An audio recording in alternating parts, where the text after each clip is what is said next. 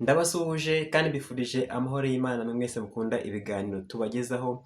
Niba warakoze subscribe ndagushimiye, niba utarakora subscribe yikore kuko ibiganiro bya siporo amakuru agezweho asohoka umunota ku munota. Aka kanya mbazaniye inkuru ishyushye ya Mugisha Bonheur. Mugisha Bonheur amaze gusinya mu ikipe ya Al Hazm muri Saudi Pro League ikina icyiciro cya mbere. Iyi Al Hazm ni ikipe yabaye ikipe ya 9 mu makipe 18 akina Saudi Pro League. Bivuze ngo uyu mukinnyi wa equipe nationale y'Amavubi agiye kuba ahangana na Cristiano Ronaldo ndetse n'abandi basitari bari muri kiriya gihugu by'umwihariko muri Saudi Pro League. Bivuze ngo uyu mukinnyi rero hari byinshi azafasha Amavubi ndetse n'urwego rwe rukazamuka, cyane ko yarasanzwe ari umukinnyi mwiza uri muri Afurika ndetse hariya mu Barabu yaramaze kuba agenda afatisha. Tuvuge ngo rero tumwifuriza amahirwe by'umwihariko mu Mugisha Bonheur utarigeze agira kariyeri mbi habe na gato, kuko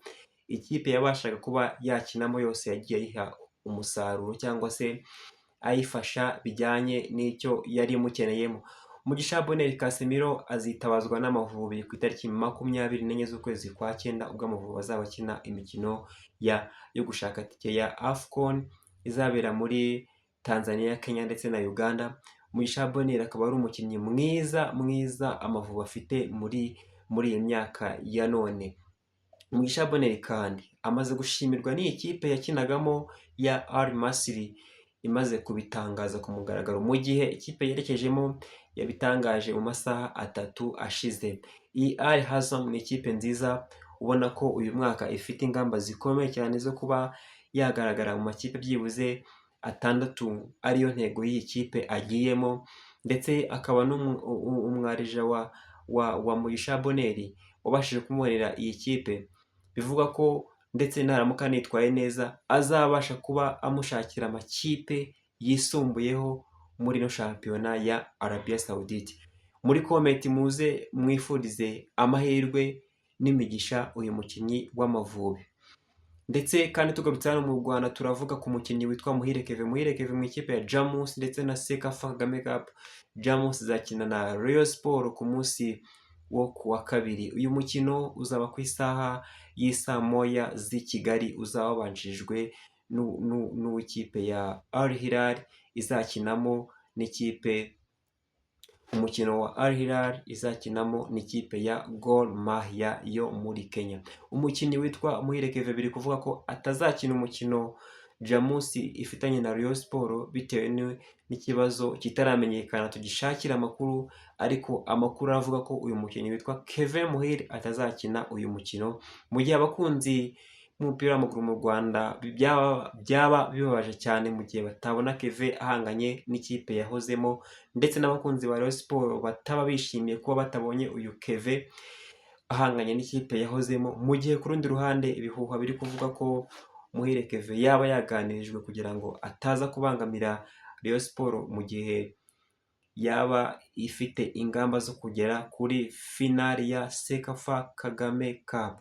Mu yandi makuru yo mu Rwanda twababwira ko Gicumbi yatangiye imyitozo yitegura shampiyona ya hano iwacu, twababwira ko Polisi nayo yatangiye, ndetse na APR FC izasubukura ku munsi w'ejo yitegura imikino ya Super Coupe. Tuhita tunerekezaho Super Coupe iteganyijwe ku itariki 22 z'ukwezi kwa 8. Super Coupe ikazahuza ikipe ya APR FC, ikipe ya Kiyovu Sport, ikipe ya Police ndetse na Rayon Sport.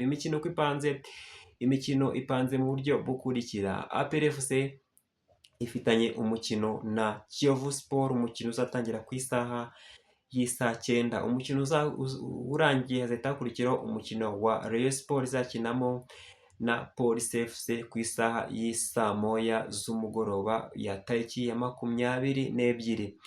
Aya ni amakuru yizewe kandi afite gihamya ko Ferwafa nayo yabashije kuba yabona umuterankunga w'iki gikombe cya Super Coupe, aho yabashije kuba yaganira na Bralirwa maze bagatera inkunga iki gikombe binyuze mu kinyobwa cya Bralirwa cyitwa Turbo King. Iki gikombe rero cya Super Coupe kikaba kizitwa Turbo King Super Cup.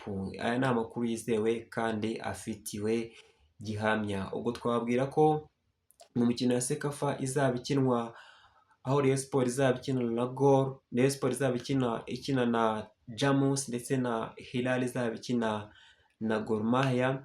Uyu ni umukino kandi uzongera kuba ugaragaramo kuba bazafata umunota wo kwibuka Kanyankore Gilbert Yaounde kuri iyi mikino yombi. Ni umutoza wabashije kuba yakora ibigwi hano mu Rwanda ndetse mu makipe atandukanye hagati ya APR na Rayon Sport ndetse n'i Burundi. Sekafa yose ikazafata umwanya ikamwibuka.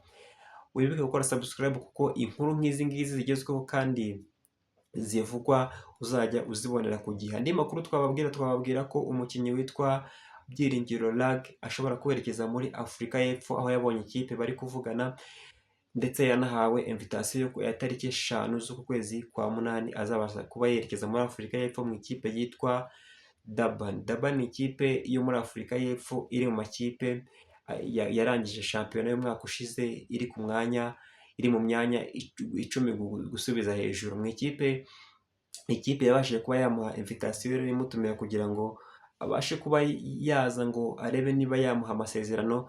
Twese turacyategereje. Andi makuru nababwira ni amakuru avugwa mu ikipe ya Marine. Marine yamaze kuba yakira umukinnyi bita Niyibizi Ramazani. Ramazani akaba ari umukinnyi wa APR yatije ikipe ya Marine, ndetse kandi ubu ngubu tuvugana imyitozo yarangiye mu kanya ku isaha ya saa 11 uyu mukinnyi yabashije kuba yayigaragaramo. Andi makuru akavugana Jean Pierre Shimwe kandi muri no kipe ya Marine Football Club, ndetse kandi akaba yamaze kongera kontra muri APR, ariko APR ikamutiza ikipe ya Marine. Ubwo bivuze ngo kuba kwerekeza muri Marine kwa PA bivuze gusohoka kwa Gadi akaba yarasinye Marine, akaba ariko yamaze gusinyura nawe yamuhambirije.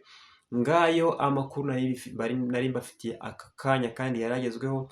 Andi makuru naho mu masaha ari imbere, kandi mwibuke gukora subscribe kugira ngo amakuru nk'aya ngaya agezweho mujye muyabonera ku gihe.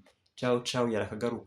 Yari Jean Claude, ciao ndabashimiye kandi mbifurije amahoro y'Imana bakunzi bacu.